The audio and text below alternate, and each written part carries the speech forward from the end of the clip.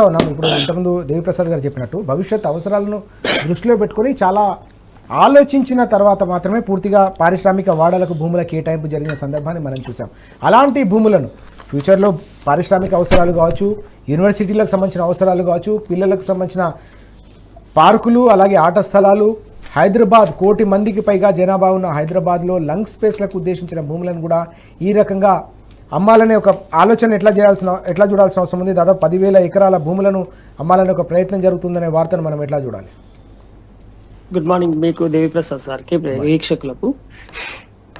ఇప్పుడు ఒక 2 విషయాలు మనకి స్పష్టమవుతున్నాయి. ఒకటి, కాంగ్రెస్ ప్రభుత్వము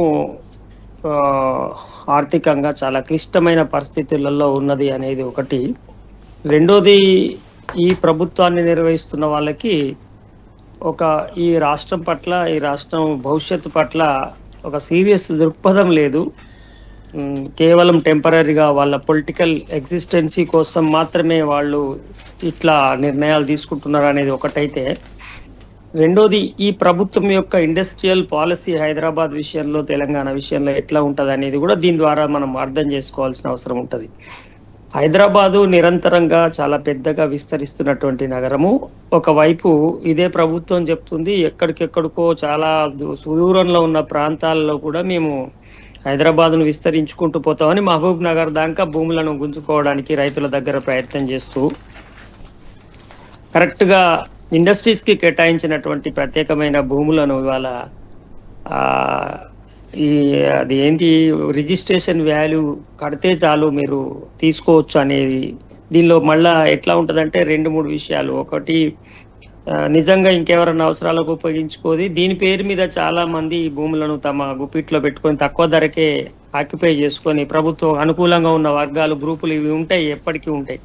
వీళ్ళందరూ కూడా ఆ భూములను చేజిక్కించుకునేటువంటి ప్రయత్నం జరుగుతుంది.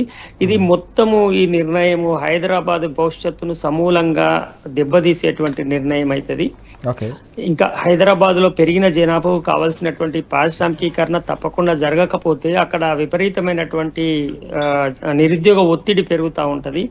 ఆల్టర్నేటివ్ కొంత ఇండస్ట్రియలైజేషన్ కు ఉన్న ఒకే ఒక అవకాశాన్ని సర్వనాశనం చేయడం, తర్వాత పర్యావరణానికి అవసరం ఉన్నటువంటి లంగ్ స్పేస్ ని డెవలప్ చేయకపోవడం, 2 తీర్ల కూడా నగరాన్ని, అక్కడ ప్రజలను దెబ్బతీసేటువంటి ఒక చాలా తప్పుడు నిర్ణయంగా రేపు కాబోతుంది అనేది నా అభిప్రాయం.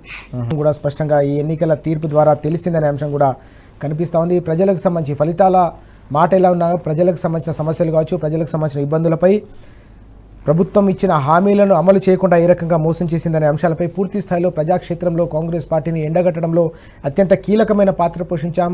ప్రజల ముందు దోషిగా కాంగ్రెస్ పార్టీని నిలబెట్టడంలో మాత్రం ఈ ఎన్నిక దోహదపడిందనే అంశాన్ని కూడా దేవిప్రసాద్ గారు ప్రస్తావిస్తున్న సందర్భాన్ని మనం చూస్తూ ఉన్నాం.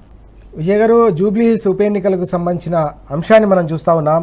ఓవైపు కాంగ్రెస్తో పాటుగా బీజేపీ, టీడీపీ, ఎంఐఎం అన్నీ కూడా ఒకవైపు నిలబడి పోరాడినా కూడా తెలంగాణ ప్రజల పక్షాన, హైదరాబాద్ ప్రజల పక్షాన పోరాడి ప్రజా వ్యతిరేక నిర్ణయాలను ప్రజాక్షేత్రంలో ఎండగట్టామని చెప్పేసి నిన్న బీఆర్ఎస్ స్పష్టం చేసిన సందర్భాన్ని మనం చూసాం. పార్టీ వర్కింగ్ ప్రెసిడెంట్ కేటీఆర్ గారు నిన్న సమీక్షా సమావేశం నిర్వహించారు. మాజీ మంత్రి హరీష్ రావు గారితో పాటు ఇతర నేతలంతా కూడా ఈ సమావేశానికి హాజరైన సందర్భం కూడా మనకు కనిపించింది.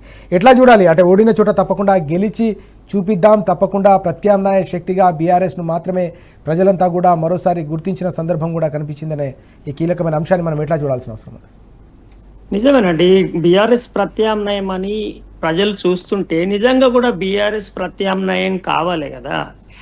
నైతిక విజయం సాధించడం వల్ల ప్రయోజనం లేదు. విజయం సాధించకపోతే ఇవాళ ఎవరైతే మెజారిటీ ప్రజలు తమ అభిప్రాయం ఒకటని చెప్తే అక్కడ బయటకు వచ్చే అభిప్రాయం ఇంకొకటి అవుతున్నది అనేది స్పష్టంగా అర్థమవుతున్నది. 2 రకాల వ్యూహాలు చేస్తున్నారు. అది అప్రజాస్వామికమైనటువంటి అంటే డెమోక్రసీలో ఒక తప్పుడు ధోరణే కావచ్చు, కానీ ఇది ఇప్పుడు అమలవుతున్నది కదా. అమలవుతున్న కాలంలో అది తప్పుడు విధానాలతో అమలవుతున్నప్పుడు మెజార్టీ ప్రజల అభిప్రాయాలు గెలవకపోతే, ప్రజలు ఓడిపోయి ఎవరో గెలిస్తే వాళ్ళు బాధపడుతుంటారు, వాళ్ళు నష్టపోతుంటారు. ఇవాళ ఒక రైతు ఆత్మహత్య చేసుకున్నాడు. ఇవాళ హైదరాబాద్ భూములు అమ్మకం పోతున్నాయి. హైదరాబాదు పరిస్థితి రేపు ఉంటుందా పోతుందా అనే ఒక వేలాడదీసిన పరిస్థితిలో ఉంది. ఇవన్నిటికీ కారణం ఏంటిదంటే, మెజార్టీ ప్రజల అభిప్రాయం కాకుండా వాళ్ళు ఏ పద్ధతుల్లో చేసిరు అనేది ఇవాళ లేదు కదా. ప్రమాణ స్వీకారం ఎట్లా గెలిచినా ఇవాళ చేస్తాడు. కాబట్టి ఇది చాలా ప్రమాదకరం. కాబట్టి బీఆర్ఎస్ ఇవాళ ప్రధాన ప్రతిపక్షంగా లేదా మెజార్టీ ప్రజలు ప్రత్యామ్నాయంగా చూస్తున్న పార్టీగా ఉన్నప్పుడు వీటికి పరిష్కారాలు కూడా తప్పకుండా ఆ పార్టీ ఆలోచించాల్సినటువంటి అవసరం అయితే తప్పకుండా ఉండదు. ఎందుకంటే ఇది ఆ పార్టీ కోసము, ఆ పార్టీ తరఫున నిలబడ్డ వ్యక్తి గెలుపు కోసం కాదు. ఇక్కడ ప్రజాస్వామ్యం గెలవాలంటే, మెజార్టీ ప్రజల అభిప్రాయం గెలవాలంటే అట్లాంటి యొక్క తప్పుడు విధానాలకు అడ్డుకట్ట ఎట్లా వేయాలి అనే దాని మీద పెద్ద ఎత్తున పోరాటము, ఆలోచనలు చేయకపోయినట్టయితే ఇదే విధానము రేపు కంటిన్యూగా ప్రజలు ఒకటి కోరుకొని ఓటు వేస్తే గెలిచేవాడు ఇంకొక వాడు తయారైంది అనుకోండి, అప్పుడు ప్రజలు మాకు మంచి ప్రభుత్వం కావాలని కోరుకున్న ప్రభుత్వం రానప్పుడు అది పెద్ద మొత్తంలో నష్టం జరుగుతుంది కదా. కాబట్టి ఇప్పుడు నైతికంగా గెలిచినమా ఎట్లా గెలిచినమా అనేది పక్కకు పెడితే వాస్తవంగా ఇప్పుడు ఈ 3 ఏళ్ళు 4 ఏళ్ళు అక్కడ ప్రజల పరిస్థితి ఏంది, తర్వాత కూడా ఇప్పుడు రేపు జిహెచ్ఎంసీ ఎన్నికలు వస్తాయండి. ఇప్పుడు వేలాది మందిని ఎక్కడెక్కడి నియోజకవర్గాలు అక్కడ ఎన్నికలు ఉండవు, అక్కడ ప్రజల ఓట్లన్నీ ఇప్పుడు ఇక్కడ నమోదు చేసుకొని రేపు ఎవరో వచ్చి ఆ వాడలో అవసరాలు ఏంటి, అక్కడ ప్రజల సమస్యలు ఏంటో తెలియని వాడు వచ్చి ఎవరు నమోదు చేయించారో వానికి ఓటు వేసి వెళ్ళిపోతే ఆ 5 ఏళ్ళు అక్కడ ప్రజలందరూ గోసపడతారు కదా, బాధపడతారు కదా, ఇబ్బంది పడతారు కదా. కాబట్టి ఇప్పుడు బీఆర్ఎస్, నా దృష్టిలో బీఆర్ఎస్ ముందున్న పెద్ద పోరాటం చేయాల్సినటువంటి ఏంటిదంటే ప్రజా సమస్యల మీదనే పోరాటం చేయడమే కాకుండా ఈ ఎన్నికలను ఎట్లా మానిపులేట్ చేస్తున్నారు అనే విషయాలని ప్రజలకు స్పష్టంగా తెలియజేస్తూ ఎట్ ది సేమ్ టైము ఈ వేరే ప్రాంతాల నుంచి ఎన్ని ఓట్లు నమోదవుతున్నాయి, ఏ అక్రమ పద్ధతులు ఇవాళ ఎన్నికలలో ఉపయోగిస్తున్నారు అనే విషయం మీద చాలా పెద్ద మొత్తంలో కార్యక్రమాలు తీసుకున్నట్టయితే మాత్రమే, ఎందుకంటే రాజకీయాలే ఇవాళ మొత్తము పరిపాలనను నిర్ణయిస్తాయి. కాబట్టి ఇప్పుడు మనము అట్లాంటి బాధ్యతారహితమైన రాజకీయాలను మనం వాళ్ళ కొనసాగించినట్టయితే రాష్ట్రానికి ప్రజలకి చాలా ఇబ్బందికరమైన పరిస్థితి ఉంటుంది. కాబట్టి ఇది చాలా సీరియస్ అంశం, ఇది చాలా పెద్ద అంశము. రైతుల సమస్య, విద్యార్థుల సమస్య, వాళ్ళ గురుకులాల్లో ఉన్న విద్యార్థుల సమస్య, తర్వాత ఫీజు రియంబర్స్మెంట్ సమస్య, భూముల సమస్య, రకరకాల సమస్యలు ఎన్నైతున్నాయి. వీటన్నిటికీ కారణం ఏమిటి? పరిపాలన ఎట్లా వస్తుంది, రాజకీయంతో వస్తుంది, రాజకీయం ఎట్లా జరుగుతుంది అనేది ఇప్పుడు కీలకమైన ప్రశ్న. ఒకవేళ రాజకీయమే నిజంగా తప్పుడు పద్ధతులు జరిగితే మిగతా అన్ని కూడా జరుగుతాయి కదా తప్పుడు పద్ధతుల్లో.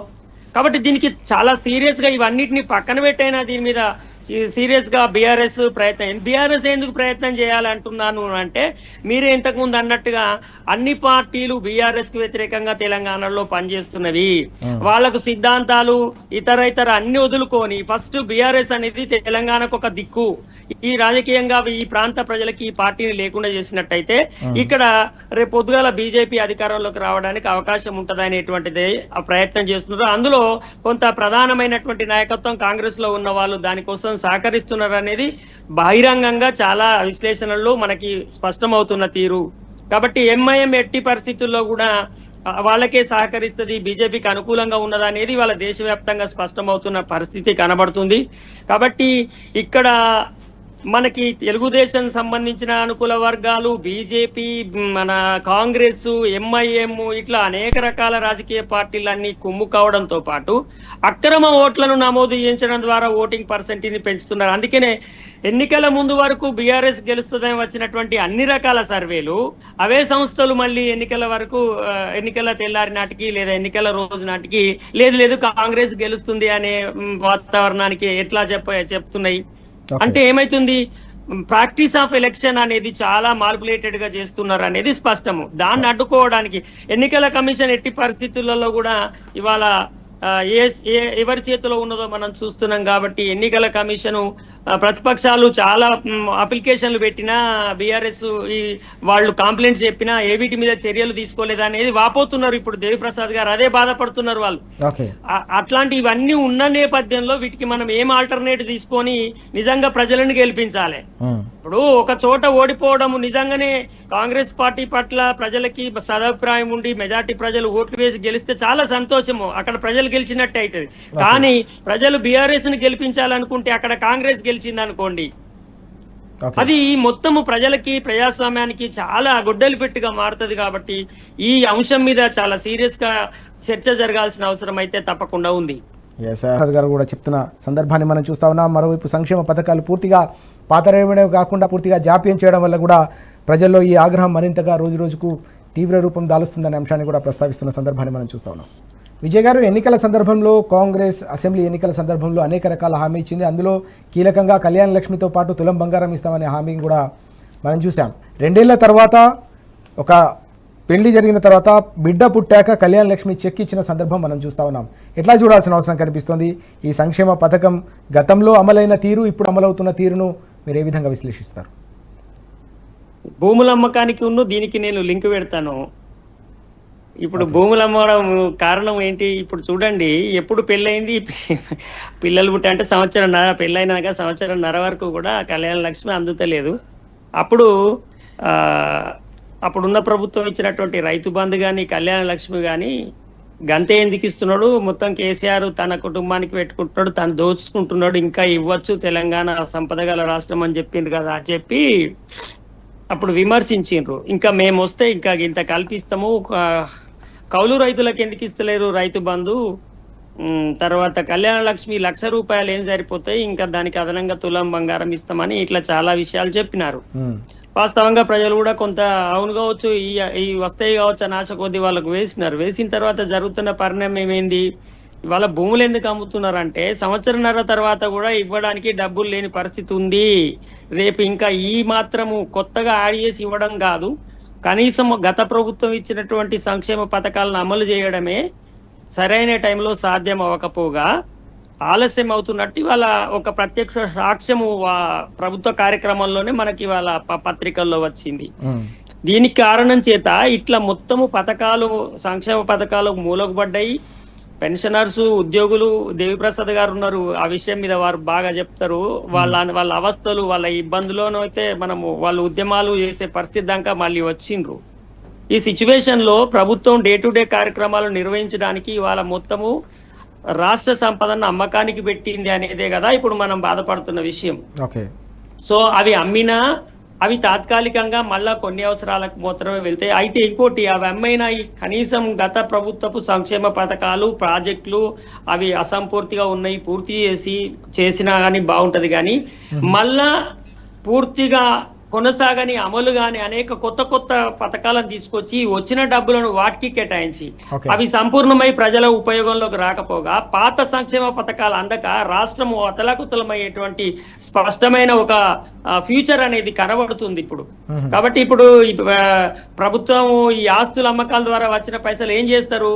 పోనీ ప్రజల కన్నా, పేద ప్రజల కన్నా పంచుతారా అంటే ఇప్పుడు ఏ ఫ్యూచర్ సిటీ కనో, ఏ మూసీ కనో ఈ డబ్బులను ఖర్చు పెడితే ఆ ప్రాజెక్టులు పూర్తయ్యేది కాదు, అది ప్రజలకు ఉపయోగం అయ్యేది కాదు.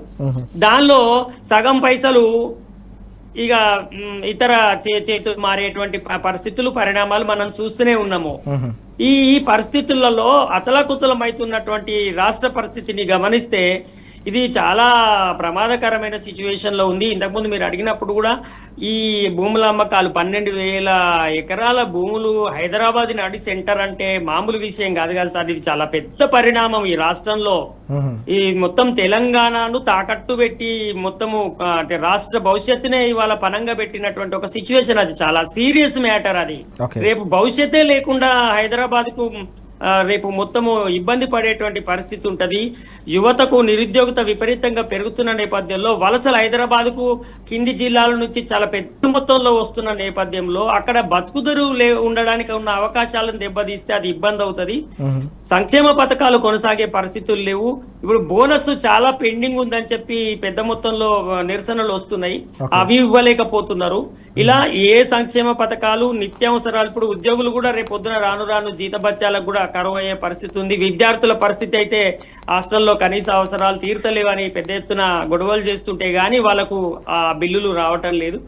కాంట్రాక్ట్ల బిల్లులు అట్లాగే ఉన్నాయి. ఇంకా నానా రకాల సమస్యలు ఉన్నాయి. కాబట్టి ఈ సిచ్యువేషన్ చాలా సీరియస్ సిచ్యువేషన్ అయితే తప్పకుండా ఉంది. ఇది ప్రజలకి స్పష్టంగా అర్థం చేయించడం కోసము ప్రతిపక్షంగా బీఆర్ఎస్ పార్టీ బాగా ఇంకా క్రియాశీలకంగా ఇప్పుడు చేస్తున్నట్టుగానే నిరంతరం వాళ్ళు నిన్న ఆదిలాబాద్ కానీ మెదక్ కానీ ఇవన్నీ తిరిగి రైతుల దగ్గరికి వెళ్ళి వాళ్ళను కొద్దిగా ఓదార్చి రావటం జరిగింది. మొన్న ఒకటి ఎక్కడో వీడియో చూశాను, ఒక రైతు వెక్కి వెక్కి ఏడుస్తున్నాడు, తడిసిన ధాన్యం కొనట్లేదని. నేను పురుగుల మందు దాని ఏదో చెప్పిండు పేరు కూడా, అది తెచ్చుకొని తాగుతా అంటున్నాడు. అట్లాంటి చాలా దారుణమైన పరిస్థితి మళ్ళా రాష్ట్రంలో వస్తున్నప్పుడు కొద్దిగా తప్పకుండా ప్రజలకు అండదండగా నిలబడుతున్నటువంటి పార్టీగా బీఆర్ఎస్ మీద ఇప్పుడు బాధ్యత ఎక్కువగా ఉన్నదనేది అయితే స్పష్టంగా కనబడుతుంది. ప్రజలైతే తప్పకుండా రాష్ట్రంలో ఆపదలో ఉన్నారు అనేది అయితే స్పష్టంగా చెప్పచ్చు. ఎస్, మనం చూసాం పెద్ద ఎత్తున లొంగుబాట్లకు సంబంధించిన ప్రక్రియ కూడా కొనసాగుతున్న సందర్భం కూడా కనిపించింది. తాజాగా జరిగిన ఈ ఎన్కౌంటర్పై కూడా సిపిఐ నాయకులు కూడా మండిపడిన పరిస్థితి కూడా కనిపిస్తోంది. దీనిపై విచారణ జరపాలని చెప్పేసి దేవిప్రసాద్ గారు కూడా డిమాండ్ చేస్తున్న సందర్భాన్ని మనం చూస్తున్నాం. ఈ ప్రక్రియను, ఈ పరిణామాలను మనం ఎట్లా అర్థం చేసుకోవాల్సిన అవసరం ఉంది? ఎడ్మాకు తన ప్రాణాలు పోవడము ఆయనకు ఒక పెద్ద అంశం కాదు. ఆయన ఎన్నడో తన ప్రాణాలను ఈ దేశం కోసం, ఈ ప్రజల కోసము అంకితం చేసే దానిలోకి వెళ్ళిపోయినాడు. కానీ ఈ దేశంలో ఏం జరుగుతుంది, ప్రజాస్వామిక పంతాలు నడుస్తున్నటువంటి ప్రభుత్వ విధానాలు కానీ, రాజకీయాలు కానీ, వ్యవస్థలు కానీ ఎట్లా ఉన్నాయి? ఒకవైపు వాళ్ళు లొంగిపోమ్మని చెప్తే చాలా మంది లొంగిపోయినారు.